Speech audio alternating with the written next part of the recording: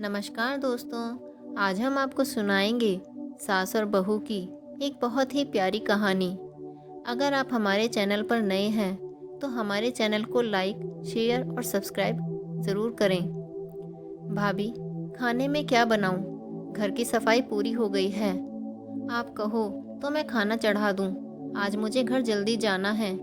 गीता ने घर की बहू रागिनी से पूछा और फ्रिज खोलकर सब्जी निकालने लगी। गीता इस घर में खाना बनाने आती है, तो रागिनी ने गीता से कहा, गीता, ऐसा कर, आज दाल चावल और आलू की सब्जी बना ले, साथ में पनीर की ग्रेवी वाली सब्जी। ठीक है भाभी, खिचड़ी भी डाल दूं? कल डॉक्टर ने बाबूजी के लिए खिचड़ी खाने को कहा था ना, और अम्मा ने कहा था बाबूजी के लिए जाते जाते खिचड़ी बनाते जाऊं।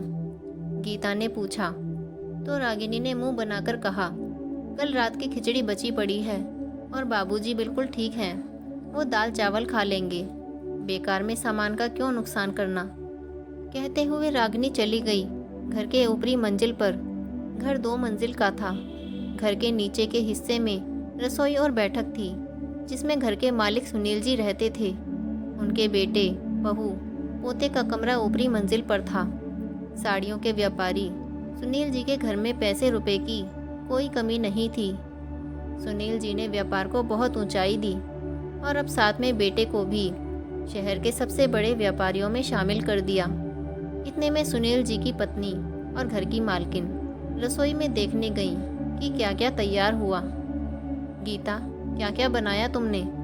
अम्मा, दाल चावल, आलू की सूखी सब्जी और पनीर की ग्रेवी वाली सब्जी सब तैयार है।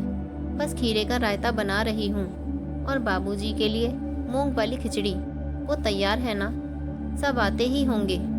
उनका सवाल सुन गीता चुप हो गई। वो अम्मा, भाभी ने मना कर दिया। उन्होंने कहा, जो खाना बना हुआ है वो बाबूजी भी खा लेंगे। ये सुनकर माँ जी ने कहा, गीता, तुम खिचड़ी बनाओ, तुम्हारे बाबूजी खिचड़ी खाएंगे।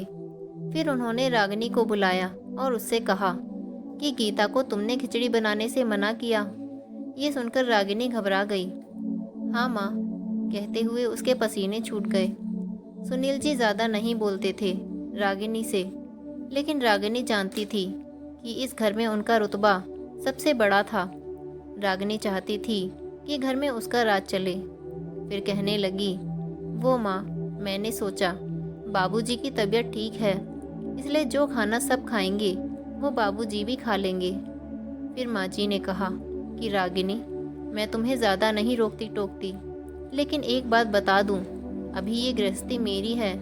मैं हमेशा तुम लोगों को छोड़ देती हूँ। तुम लोग अपनी ज़िंदगी जैसे मन हो जियो, लेकिन ये हक कभी नहीं दिया कि तुम हम दोनों पति पत्नी के जीवन का रहन सहन का फैसला लो। ये घर और गृहस्थी मेरी है, और जो जमी जमाई रसोई तुम देख रही हो, उसको जमाने में मेरी पूरी ज़िंदगी के 40 साल लग गए, और मैं इसे ऐसे ही बिखरने नहीं दूंगी। ऊपर की मंजिल पर रसोई बनी हुई है, तुम उसमें अपना सामान लगा सकती हो और अपनी अलग गृहस्थी बसा सकती हो। मुझे कोई तकलीफ नहीं होगी। तभी सुनील जी बेटे के साथ आ गए। भाई, क्या हुआ? इतना सन्नाटा क्यों है? खाना तैयार हो तो डाइनिंग टेबल पर लगाओ, हम हाथ धोकर आते हैं। और सुनो, खिचड़ी के साथ थोड़ी चटनी भी बना लेना।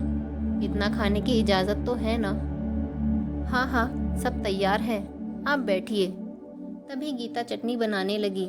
सभी ने खाना खत्म किया। कुछ देर बाद सुनील जी बेटे प्रमोद के साथ दुकान चले गए। फिर माँ जी रागिनी की ओर मुड़ी और बोली, रागिनी, क्या सोचा है तुमने? आज शाम तक अपनी रसोई जमा लो। मैंने सुनील जी और प्रमोद के सामने कुछ नहीं कहा, लेकिन और अब तुम अपनी रसोई जमा सकती हो। अब तो रागिनी की हालत खराब हो गई थी। उसने कल्पना भी नहीं की थी कि उसकी छोटी सी गलती ऐसे गले पड़ जाएगी और सासू माँ इतना कठोर बन जाएंगी। प्रमोद माँ के लिए कोई तकलीफ और उनकी बेइज्जती बर्दाश्त नहीं कर सकता था। रागिनी सासू माँ के कदमों में गिर पड़ी। माँ, मुझे माफ़ कर दीजिए, फिर ऐसी गलती नहीं होगी। आपका बड़प्पन है कि आपने प्रमोद और बाबूजी के सामने कुछ नहीं कहा। कहते हुए रागिनी हाथ जोड़कर खड़ी हो गई। माँ जी ने बहू के हाथ पकड़कर अपने पास बिठा लिया और बोल पड़ी, बहू, मैं भी चाहती हूँ कि सब कुछ तुम संभालो। तुम जब ब्याह कर आई थी तब से मैंने कभी तुम्हारे ऊपर जिम्मेदारियों का बोझ नहीं डाला। तुम घर की जिम्मेदारियाँ संभालो, पर इस बात का ख्याल रखो कि किसी का मन ना दुखाओ। गीता जब भी पूछती कि खाने में क्या बनेगा तो मैं उसे तुम्हारे पास भेज देती थी। मैं चाहती थी कि तुम जिम्मेदारियां संभालना सीखो, लेकिन सभी की भावनाओं का ख्याल रखकर किसी गृहस्थी को बनाने में वर्षों लग जाते हैं। पति पत्नी की मेहनत, उनके अपने अनगिनत सपने जिन्हें वो गृहस्थी की नींव में झोंक देते हैं, अपना धैर्य और जाने क्या क्या। उस गृहस्थी में सभी की भावनाओं का ख्याल होना चाहिए, बड़ा या छोटा, सभी को आदर सम्मान मिलना चाहिए, तब एक गृहस्थी सुंदर बनती है। कहते हुए माँ जी की आंखों से अश्रुधारा बहने लगी।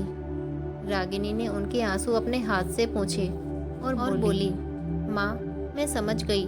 गृहस्थी का मतलब किसी से लेना या मांगना नहीं होता। वो एक भाव है जिसे जीना होता है, जिसे समझना होता है।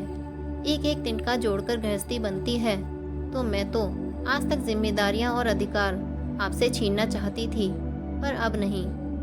मैं एक एक कर अपनी गृहस्थी की ईंट रखूंगी आपकी तरह। कहते हुए उनके गले लग गई।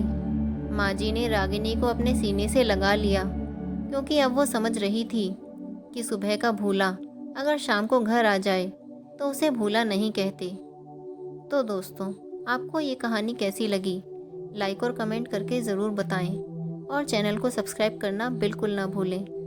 मिलते हैं एक नई कहानी के साथ। धन्यवाद।